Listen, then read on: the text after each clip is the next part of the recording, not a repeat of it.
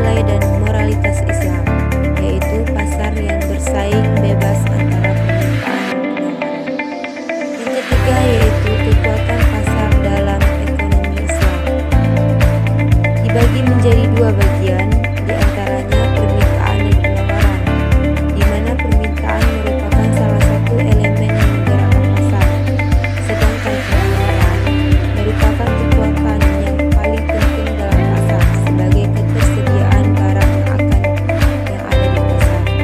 Selanjutnya yaitu intervensi dan regulasi pasar.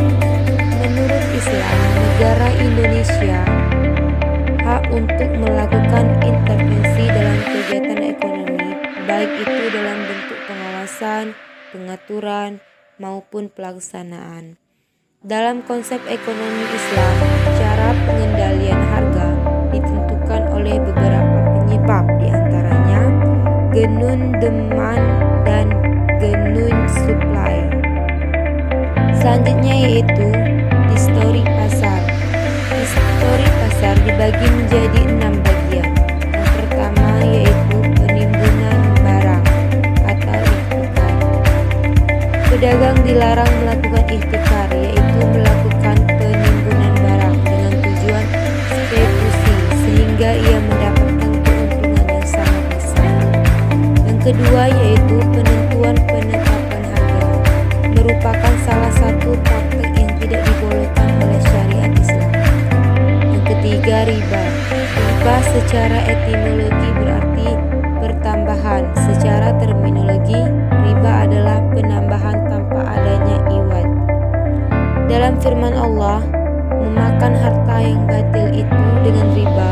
Dalam firman Allah, Quran Surah Al-Baqarah ayat 188 yang berbunyi, dan janganlah sebagian kamu memakan sebagian harta yang lain di antara kamu dengan jalan yang batil, dan memakan sehingga daripada harta benda orang lain.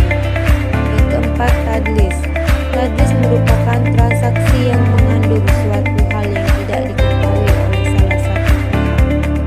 Yang kelima, jual beli gharar, merupakan suatu jual beli yang mengandung ketidakjelasan atas ketidakpastian. Yang keenam, tindakan melambungkan harga. Islam sangat tidak mentoleran yang akan melambungkan harga, karena Allah sangat membenci bagi orang-orang tersebut. Materi terakhir yaitu keseimbangan pasar atau equilibrium pasar. Keseimbangan pasar merupakan menggambarkan suatu situasi di mana semua kekuatan yang ada di pasar, permintaan dan penawaran berada dalam keadaan yang seimbang, sehingga setiap variabel yang terbentuk di pasar